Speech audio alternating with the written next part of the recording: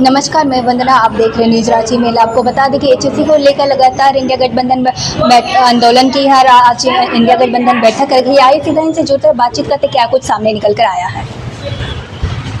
सबसे पहले आपका हमारे चैनल में स्वागत है। आप ये बताइए, एचएससी के मामले पहले भी आ चुके हैं, पर अचानक से विधानसभा का चुनाव आने वाला है, तभी क्यों ये इन मुद्दों को सामने लाया गया है? देखिए, सबसे पहले बहुत बहुत धन्यवाद।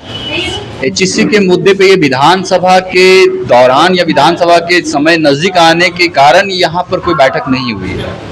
ये मुद्दा वर्षों से ये ज्वलंत मुद्दा रहा है। पिछले साल जब ये लोकसभा का जब ये चुनाव हो रहा था, उससे हम लोग 6 महीना साल भर पहले से ये लड़ाई लड़ रहे थे। तो जब वो लड़ाई हमारी लड़ाई चल रही थी और वो लड़ाई बृहत रूप में थी, वहाँ के जन आंदोलन के रूप में था, तो मैं ये पूछना चाहता हूँ अब रांची लोकसभा से हमारे बीजेपी के ही सांसद बने हैं। पूरे झारखंड से 14 में से 9 सांसद आपके बीजेपी या उनके गठबंधन साथी के द्वारा ही दिया गया है। साथ ही साथ केंद्र में उन बीजेपी की ही सरकार है। हमारे जो वर्तमान सांसद महोदय हैं वो खुद केंद्रीय राज्य मंत्री हैं और एचईसी एक मदर प्लांट है। वो इतने लोगों को रोजगार देने वाला जगह है जहां पर आप असीमित रूप से रोजगार दे सकते हैं। इनका एक स्लोगन है, सबका साथ, सबका विश्वास, सबका विकास, कुछ इस तरह का स्लोगन है। तो यहाँ पर साथ, विकास और विश्वास की बात कहाँ हो रही है? साथ तभी होगा जब उन लोगों को आप रोजगार दीजिएगा। विश्वास तभी जागेगा जब उन लोगों का आशियाना, उन लोगों को रहने का जगह मिलेगा। और विकास तभी हो पाएगा जब उन लोगों को खाने पीने, रहने, उठने बैठने और बौद्धिक क्षमता बढ़ेगा। तो वो कैसे होगा?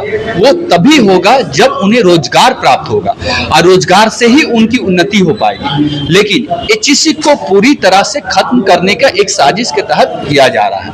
एचईसी की लड़ाई हम लोग पूर्व में भी लड़ चुके हैं, वर्तमान में भी लड़ रहे हैं और जब तक ये जरूरत पड़ेगा तब तक हम लड़ेंगे। हम केंद्र सरकार से ये मांग करते हैं, हमारी मांग ये है कि एचईसी की जो मुद्दे हैं, एचईसी के लोगों के जो मुद्दे हैं, एचईसी के कर्मचारियों के जो मुद्दे हैं, उनका आप जल्द से जल्द समाधान करें। हम आपका स्वागत करते हैं, आप ये समाधान कीजिएगा, क्योंकि वो जन मुद्दे हैं। लोगों का रोजगार की बात है, बेरोजगारी यहाँ चरम सीमा में पहुंच रही है। हम दूसरे विपक्ष के लोगों का रोजगार की बात उठाते हैं और वहाँ हजारों लाखों लोगों के रोजगार पे सवाल उठ आया है। क्या वो रोजगार, अगर उनको रोजगार मिलता है, वो प्राइवेट सेक्टर तो रोजगार नहीं दे रहा, वो पब्लिक सेक्टर है, वो आपके कार्य क्षेत्र के अंतर्गत रोजगार देने का माध्यम है, तो आप उसमें कार्य कीजिए। एचईसी के मजदूरों की समस्या को लेकर बैठक हुई, क्या कुछ सामने निकल कर आया? देखिए, भारतीय जनता पार्टी की केंद्र की सरकार की जो साजिश है कि एचईसी को किसी तरह से मृतप्राय घोषित कर दिया जाए और इसको औने पौने दामों में अपने आकाओं को, अडानी अंबानी को देने का काम किया जाए, जिससे एशिया की सबसे बड़ी मदर इंडस्ट्री जो कहलाती है उसको कोई मेरा अपना आका चलाए, ये हमारे लिए बड़ी बात होगी। इस तरह की साजिशें चल रही थी। 1 साल पहले पूरे इंडिया घटक दल ने इसको लेकर के आंदोलन चलाया, हम भी लोगों ने चलाया और गवर्नर हाउस का घेराव करने का काम किया। रांची में बहुत सारे कार्यक्रम हुए। उसके बाद दिल्ली में भी हम लोगों ने जाकर के और धरना प्रदर्शन का काम किया। तो इस तरह से हम लोगों का कार्यक्रम जारी रहा। उसके बाद चुनाव आया।